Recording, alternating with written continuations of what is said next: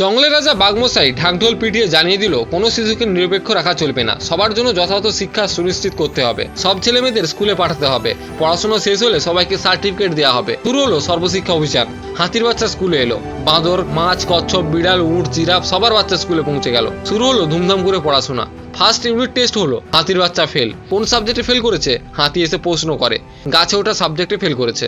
হাতি পড়লো মহা চিন্তায়, তার ছেলে ফেল, এটা কোনোভাবেই মেনে নেওয়া যাবে না। শুরু হলো খোঁজাখুঁজি, ভালো টিউটর পেতেই হবে, সন্তানদের শিক্ষার ব্যাপারে কোনো রকম কম্প্রোমাইজ করা যাবে না।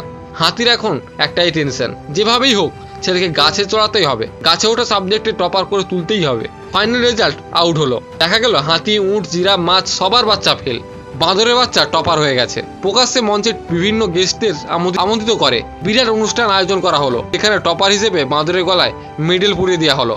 চূড়ান্ত অপমানিত হয়ে হাতি, উট, জিরাফ নিজ নিজ সন্তানকে দারুণ বোকাবকি এবং পিটুনি দিল। এত টিউশন, এত খরচ, এরপরেও চূড়ান্ত অসম্মান তারা মেনে নিতে পারলো না। ফাঁকিবাজ, এত চেষ্টা করেও তোর দ্বারা গাছে ওঠা সম্ভব হলো না, নিকম্মা কোথাকার। শিখে নে বাঁদরের বাচ্চার কাছ থেকে, শিখে নে গাছে চড়তে হয় কিভাবে। ফেল কিন্তু মাছের ছেলেও হয়েছে, সে আবার প্রত্যেক সাবজেক্টে ফেল, কেবলমাত্র সাঁতার কাটা ছাড়া। প্রিন্সিপাল বলল, আপনার সন্তানের অ্যাটেনশন প্রবলেম, 5 মিনিটের বেশি ক্লাসে থাকতেই পারে না। মাছ নিজের সন্তানের দিকে রেগে তাকিয়ে রইল। বাচ্চা বলে, মাগো দম নিতে পারি না, ভীষণ কষ্ট হয়, আমার জন্য জলের মধ্যে কোনো স্কুল দেখলে হতো না। মাছ বলে, চুপ কর বেয়াদব, এত ভালো স্কুলে আর কোথায় খুঁজে পাবি, পড়াশোনার মন দে, স্কুল নিয়ে ওকে ভাবতে হবে না। হাতি, উট, জিরাফ নিজের এলিওর বাচ্চাকে পিটুনি দিতে দিতে বাড়ি ফিরে চলেছে। পথিমধ্যে বুড়ো খ্যাকশিয়ালের সঙ্গে দেখা। শিয়াল বলে, কি হয়েছে সেটা তো বলো। হাতি বলে, এত বড় শরীর নিয়ে গাছে চড়তে পারলো না, বাঁদরের ছেলে টপার হলো, মান ইজ্জত কিছুই অবশিষ্ট থাকলো না। শিয়াল অট্টহাসিতে ফেটে পড়ে। শিয়াল বলল, তোমাদের গাছে চড়ার কি প্রয়োজন সেটাই তো বুঝতে পারলাম না। শোনো হাতি, তুমি নিজের বিশালাকার শুঁড় উঠিয়ে ধরো, গাছের সবচেয়ে বড় ফলটি পেড়ে ভক্ষণ করো, তোমার গাছে ওঠা লাগবে না।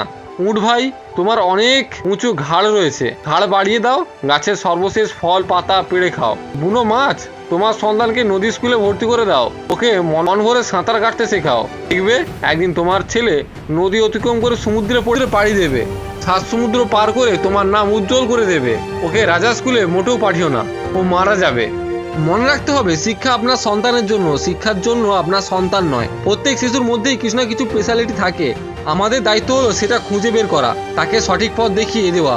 তাহলেই দেখবেন সে নিজেই গন্তব্য খুঁজে পেয়ে গেছে এবং জীবনে সাফল্য অর্জন করেছে। তো আজকের এই মোটিভেশনাল গল্প থেকে তুমি কি শিখতে পেলে অবশ্যই কমেন্টে জানিয়ে যাবে। আর এমনই কিছু মোটিভেশনাল ভিডিও দেখার জন্য আমাদের চ্যানেলকে সাবস্ক্রাইব করে রাখো এবং বন্ধুকে শেয়ার করতে ভুলে যেও না।